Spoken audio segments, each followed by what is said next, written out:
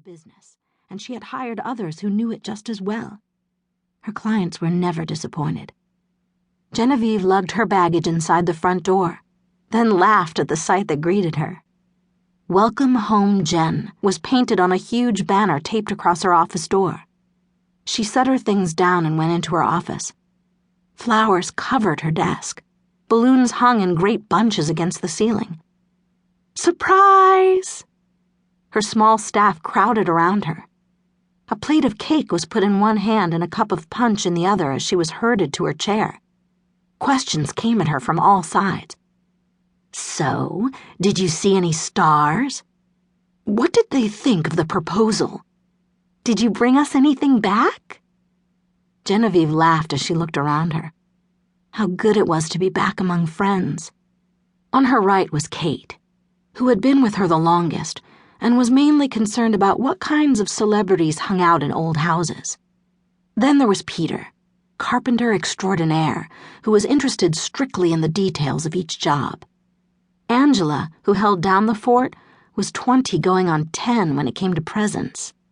She stood on Genevieve's left, practically salivating with anticipation. Genevieve smiled. "Well, as for stars, I saw only the Big Dipper.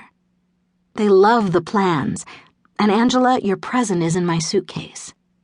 She took a bite of cake and looked at the three of them crowded around her desk. "Does that satisfy you?"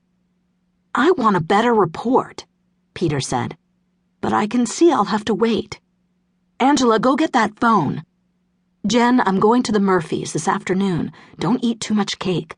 Chocolate makes you sick." "Yes, Dad," Genevieve said with a mock salute. "I'm out too," Kate said, moving to the door. "I have things to put together for your trip to Carmel this afternoon. You remembered that, didn't you?" "Right," Genevieve said with another salute. "Thanks for the reminder." "That's what I'm here for," Kate said, smiling. "It's nice to have you home. We'll have to do a long lunch tomorrow and you can give me the scoop." Genevieve nodded and then leaned back in her chair with a sigh. Life was too good to be true. After 8 years of hard work, her business was booming. What more could she want? She looked around her office and sighed. Actually, a knight in shining armor might have been handy. Maybe he could have saved her from the mess surrounding her. She closed her eyes in self-defense. Despite its charm, Dreams Restored was a tiny place scrunched between other tiny shops in one of the quainter areas of San Francisco. Tiny was fine when it came to how much square footage she paid rent on, but it was a problem when it came to storing all her supplies. Her desk was piled with fabric swatches, paint sample cards, and photocopies of her tax forms from 1991.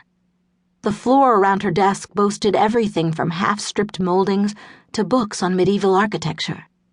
At the moment, it was also piled high with flowers and balloons. Everyone else's desks were tidy.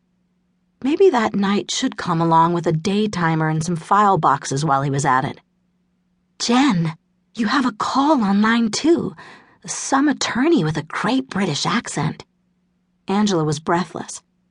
"Think he's a royal?" So the cavalry had arrived.